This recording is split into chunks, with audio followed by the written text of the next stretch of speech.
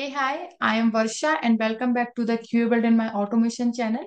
सो आज के सेशन में मैं आपको एक्सप्लेन करूंगी कि कैसे क्रोम ब्राउजर इन्वोक होता है, कैसे हमारे सिलेनियम स्क्रिप्ट किसी भी पर्टिकुलर ब्राउजर को स्टार्ट कर पाती है, कैसे इन्वोक कर पाती है और उसके पीछे क्या इंटरनल स्टेप्स होते हैं।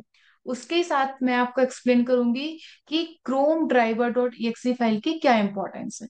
ओके। तो ये सब स्टार्ट करने से पहले मैं आपको बता दूं कि सिलेनियम के पास कोई भी एक्सेस नहीं है किसी भी ब्राउजर को डायरेक्टली ओपन करने का। ओके। कोई भी राइट्स नहीं है सिलेनियम के पास कि वो किसी भी अपनी स्क्रिप्ट के जरिए कोई भी पर्टिकुलर ब्राउजर को ओपन कर पाए। और साथ ही जितने भी ब्राउजर्स हैं, लाइक क्रोम ब्राउजर हुआ, फायरफॉक्स ब्राउजर हुआ, माइक्रोसॉफ्ट एज हुआ, ये सब ब्राउजर्स की भी खुद की कुछ रिस्ट्रिक्शंस है कि ये डायरेक्टली ओपन नहीं हो सकते। किसी भी स्क्रिप्ट के जरिए ये डायरेक्टली ओपन नहीं हो सकते। तो अब क्वेश्चन ये उठता है कि सेलेनियम के पास कोई राइट्स नहीं है ब्राउजर को एक्सेस करने के लिए और ब्राउजर्स के खुद के भी कुछ रिस्ट्रिक्शंस हैं। राइट। तो फिर हमारी सेलेनियम स्क्रिप्ट कैसे अपने ब्राउजर्स को इन्वोक कर पाती है, कैसे क्रोम ब्राउजर को स्टार्ट कर पाती है। ठीक है। तो मैं वो आपको एक्सप्लेन करूंगी। तो सबसे पहले मैं स्क्रीन शेयर करती हूँ क्विकली। तो सबसे इंपॉर्टेंट चीज क्या है यहाँ पे, Chrome driver dot E file. Okay, ये जो मैंने अपने स्क्रीन पर डिस्प्ले किया है Chrome driver dot E file, ये एक थर्ड पार्टी फाइल है। और इस फाइल के जरिए ही हम क्रोम ब्राउजर को इन्वोक कर पाते हैं। बेसिकली क्या होता है कि जब भी हम किसी भी अपनी स्क्रिप्ट को एग्जीक्यूट करते हैं, जैसे मेरी इंटेलिजेंस स्क्रीन पर ये स्क्रिप्ट मेरी लिखी हुई है, और जैसे ही मैं इस स्क्रिप्ट को एग्जीक्यूट करूंगी तो सिलेनियम सबसे पहले ये देखेगा कि कहाँ पर Chrome driver dot E file है, मुझे उसको एग्जीक्यूट करनी है। तो सिलेनियम सबसे पहले Chrome driver dot E file को एग्जीक्यूट करेगा, उसके बाद कुछ इंटरनल स्टेप्स परफॉर्म होते हैं, देन हमारा क्रोम ब्राउजर स्टार्ट होता है। ओके। और अगर हमको क्रोम ब्राउजर स्टार्ट करना है तो हम Chrome driver dot E file देंगे, अगर हमको मोजिला फायरफॉक्स करना है तो हम उसकी particular driver dot E file देंगे। सेम फॉर माइक्रोसॉफ्ट एज के लिए भी होगा। ठीक है। तो यहाँ पे मैं आपको क्रोम ड्राइवर का एग्जांपल ले रही हूँ, इसलिए मैंने यहाँ पे Chrome driver dot E file को लिया है। अब exe फाइल क्या होती है, exe फाइल मैंने आपको यहाँ दिखाई। ये एक थर्ड पार्टी फाइल है जो कि क्रोम ड्राइवर क्लास में ही एग्जिस्ट करती है। ठीक है। ये सेलेनियम को अलाउ करती है कि आप इसको एग्जीक्यूट करो, इसके बाद आप क्रोम ब्राउजर को एक्सेस कर सकते हो, वहां पर आप अपने सारे स्टेप्स को परफॉर्म कर सकते हो। ओके। अब ये जो पर्टिकुलर फाइल है इसको हम कैसे अपने स्क्रिप्ट में डिक्लेयर करेंगे बेसिकली। तो यहाँ पे दो वे हैं, टू वेज हैं क्रोम ड्राइवर फाइल को स्पेसिफाई करने की। ओके, वो मैं आपको दिखाती हूँ क्या दो वे।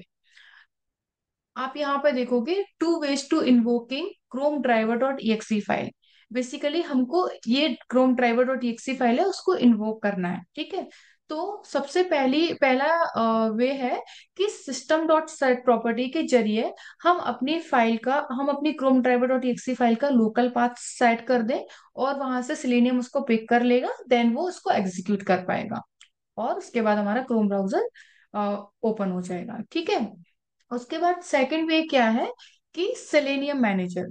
तो सेलेनियम मैनेजर क्या है, यहाँ पे मैं आपको बताती हूँ कि सेलेनियम मैनेजर रिसेंटली इंट्रोड्यूस हुआ है सेलेनियम लाइब्रेरी में, जो कि सबसे पहले चेक करता है कि जैसे हमारी कोई सेलेनियम स्क्रिप्ट एग्जीक्यूट होती है तो ये सेलेनियम मैनेजर सबसे पहले चेक करता है कि Chrome driver dot E file हमारी स्क्रिप्ट में पास हो रही है या नहीं।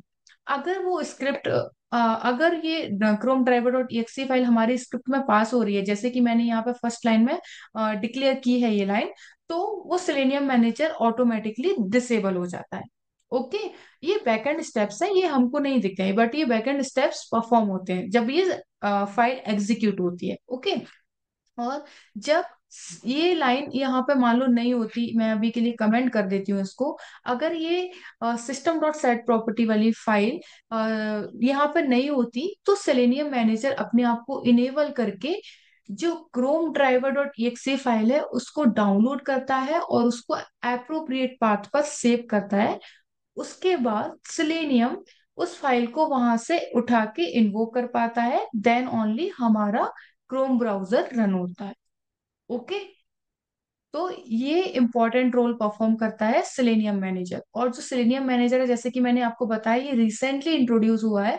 अगर आप सेलेनियम का कोई ओल्ड वर्जन यूज कर रहे होंगे तो ये सेलेनियम मैनेजर आपका काम नहीं करेगा। आपको ऐसे ही सिस्टम डॉट सेट प्रॉपर्टी के जरिए Chrome driver dot exe file को एक्सेस कराना पड़ेगा, ठीक है। और मैं आपको दिखा दूं, यहाँ पे मैं जो सेलेनियम वर्जन यूज कर रही हूँ वो कौन सा वर्जन यूज कर रही हूँ, 4.12।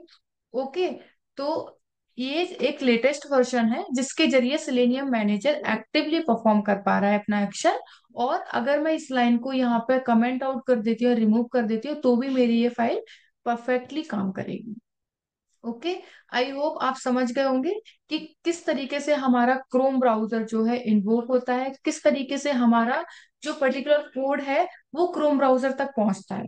जितनी भी लाइंस है हमारे को हमारी स्क्रिप्ट में, हमारी जैसे ये ड्राइवर डॉट आप कैट देख रहे होंगे, इसके बाद कोई फाइंड एलिमेंट्स या कोई भी हम स्टेप्स सेलेनियम के लिखते हैं, तो ये स्टेप्स सारे क्रोम तक तभी पहुंचते हैं, सबसे पहले वो Chrome driver dot exe file तक पहुंचते हैं। और वो उस फाइल तक कौन ले जाता है, सेलेनियम। सेलेनियम इन पर्टिकुलर स्टेप्स को one by one chrome driver dot exe file को भेजता है, और chrome driver dot exe file उसको ट्रांसफर करती है क्रोम ब्राउजर के पास। फिर वहां पर हमारे सारे steps one by one perform होते हैं। और ये सारी सेम चीज अलग अलग ब्राउजर में अलग अलग ड्राइवर डॉट exe फाइल के जरिए होता है, ठीक है। आई होप आप समझ गए होंगे आज का कॉन्सेप्ट क्या था।